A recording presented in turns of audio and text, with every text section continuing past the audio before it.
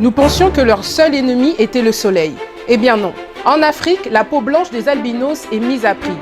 Entre peur et superstition, leur peau connaît une stigmatisation rendant leur quotidien pénible. Pourquoi sont-ils pourchassés et détestés? L'épiderme, les os ou les cheveux des albinos mélangés avec un peu de poudre magique feraient-ils vraiment des miracles? Nous y répondrons ce soir.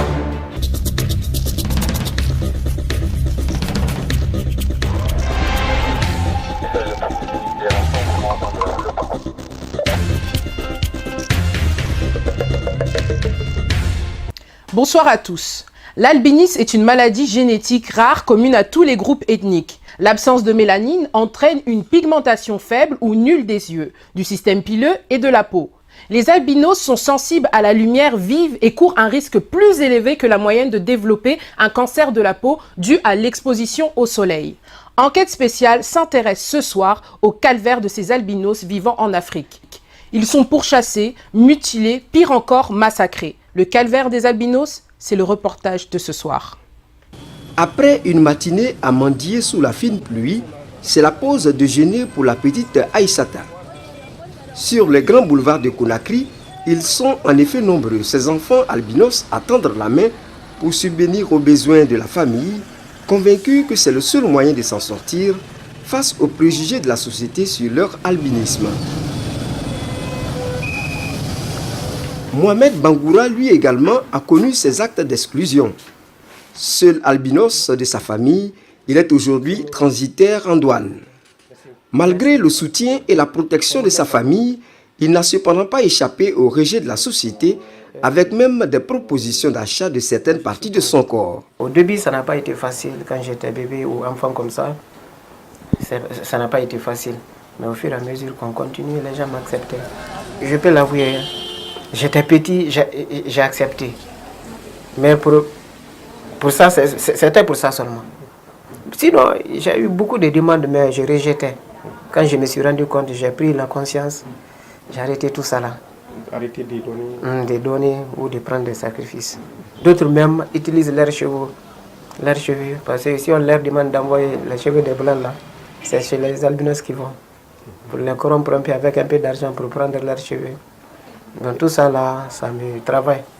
À la Fondation pour le secours et l'intégration sociale des albinos, l'on soutient que la situation de ces derniers est relativement acceptable, contrairement à certains pays d'Afrique de l'Est. Ici, les assassinats d'albinos pour rituel n'existent pratiquement pas. En ce qui concerne les albinos en Guinée, ce que les autres subissent actuellement au Burundi, en Tanzanie, vraiment nous n'avons pas les mêmes cas ici. Pour eux, c'est plus grave. Mais cela ne suffit pas qu'on les empêche. Parce qu'en Guinée, la ségrégation et la discrimination n'est pas tellement si grande pour le moment d'abord. Si grand pour le moment. Sinon, il y a les discriminations, il y a la ségrégation. Ils rencontrent des problèmes parce que certains enfants qui sont parmi nous, au niveau de leurs écoles, leurs amis, d'autres les acceptent. Certains aussi ne les acceptent pas aussi. Pour la Fondation, l'une des solutions à l'insertion sociale et professionnelle de ces personnes albinos est la scolarisation des enfants. C'est l'une de nos attributions pour les enlever au bord des routes, surtout les enfants et les vieux. Parce que ce n'est pas dû de leur faute d'une part à 50%, c'est des parents. Parce que vraiment, on a ancré dans, c'est ancré même, c'est pas on est ancré, mais c'est ancré dans la tête de certains parents des albinos que quand tu as un enfant albinos, d'abord que c'est un diable. On le diabolise. Deuxièmement, on dit que on peut le sacrifier, que c'est un sacrifice. Troisièmement, qu'il donne du bonheur, donc c'est-à-dire on lui fait même d'une marchandise. Il y a même une jeune fille à Mandala que sa mère même lui donne, c'est-à-dire fait comme ça un objet je sais pas, de matérialisme comme ça. À chaque fois, elle reçoit des dons à partir de sa fille. Tellement qu'elle est bien arrêtée et qu'elle a une jolie peau aussi. Donc, vous avez vu que cette mendicité, certains parents ne veulent même pas sentir leur enfant. Il y a un monsieur, c'est même pas un monsieur, il y en a plusieurs même, je ne vais pas indiquer. quand leur femme donne naissance à un albinos, automatiquement, ils chassent soit leur femme ou soit leur enfant là, cette famille. On a eu des cas multiples, des 50 tonnes même de cas qu'on a même essayé de résoudre ces problèmes-là au nom de la fondation. Il y a même un autre conseiller juridique qui est là, M. Sow. Et il y a eu le même problème avec son papa. Il voulait se marier, son papa ne lui a pas soutenu. Il a fallu le soutien financier de la fondation. Il a pu faire son mariage parce qu'il n'était pas vraiment considéré par ses coprises de sa maman dans le foyer. Donc on a tellement ces problèmes. En tout cas, notre lutte, c'est vraiment de faire quitter ceux qui doivent aller, ceux qui veulent aller à l'école, et ceux qui ont appris des métiers, vraiment on essaye de les insérer. Et ceux qui ont fini leurs universités, ils veulent de l'emploi. Parce que même il y en a plusieurs à la fonction publique. C'est vrai, grâce à nous, ils ont intégré la fonction publique. Des initiatives qui ont nécessairement besoin de l'accompagnement d'une volonté politique de l'État guinéen. En commémorant le 13 juin 2015, la toute première journée internationale de sensibilisation à l'albinisme, décidée par le Conseil des droits de l'homme des Nations Unies, les autorités de Conakry souhaitent ainsi attirer l'attention de l'opinion guinéenne sur les graves violations des droits humains dont font l'objet les albinos. Si la maladie ne limite pas en soi l'espérance de vie, en République unie de Tanzanie, les albinos vivent en moyenne une trentaine d'années. Mais pourquoi? La réponse tout de suite. À la mi-février dernier, le corps mutilé d'un bébé albinos était découvert en Tanzanie, relançant les craintes d'une population persécutée. Les albinos sont relativement nombreux dans le pays, une naissance sur 1400 contre une sur 20 000 en Occident en raison des mariages consanguins. À l'approche des élections générales d'octobre 2015, Josepha Turner redoute un regain de violence. Il y a des gens qui pensent que, parce qu'ils vont utiliser des organes ou du sang de personnes atteintes d'albinisme, ils vont gagner les élections. C'est un peu comme s'ils pensaient que ça leur porte chance. Les membres amputés des albinos se négocient plusieurs centaines de dollars. Bébés mutilés, enfants attaqués, de nombreux albinos sont victimes de violences et certains sont contraints de quitter leur village pour venir se réfugier en ville.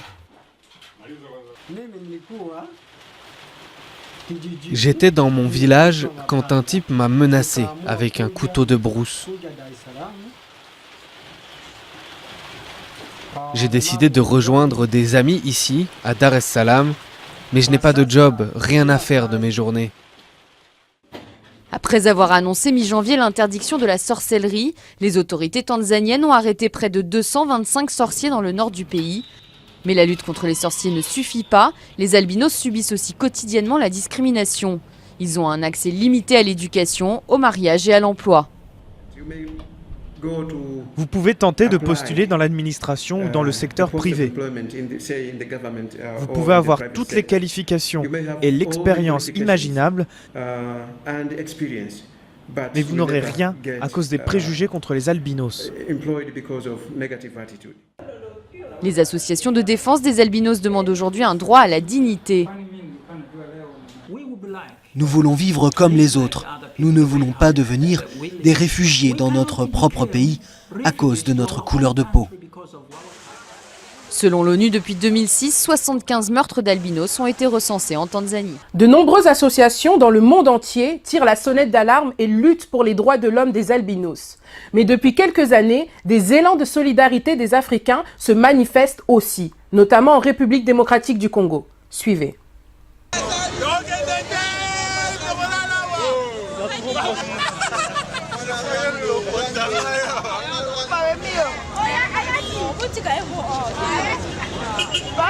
J'ai le même sang que les albinos, c'est rouge.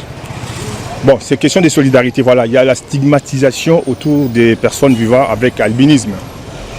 Ils sont marginalisés, ils sont écartés de la société. Et personnellement, je trouve que c'est injuste. C'est des hommes comme nous, on peut se marier aussi avec, pourquoi pas. On peut avoir aussi un enfant albinos. Mais certains disent que c'est accidentel. Pour moi, ce n'est pas accidentel, c'est naturel. Il faut aimer ces gens-là. Pour ces enfants demain qui naîtront albinos et qui voudront devenir des gens importants dans la vie. Et il faudrait pour ça qu'ils aient des références. Alors pour ça, il fallait donner le courage à toutes ces familles, à tous ces gens qui ont fait quelque chose de leur vie, c'est-à-dire un paradis en enfer, de pouvoir se lever et dire oui, on est capable de faire de notre vie quelque chose aussi. Alors voilà un peu le leitmotiv de ce festival. Aujourd'hui, davantage, nous croyons que nous avons atteint notre objectif parce que les 3e et derniers jours, les gens ont marché, les albinos et les non-albinos, ils ont marché côte à côte, ce qui est une première dans notre pays. En 55 ans d'indépendance, on n'a jamais vu les albinos marcher de manière symbolique avec les non-albinos.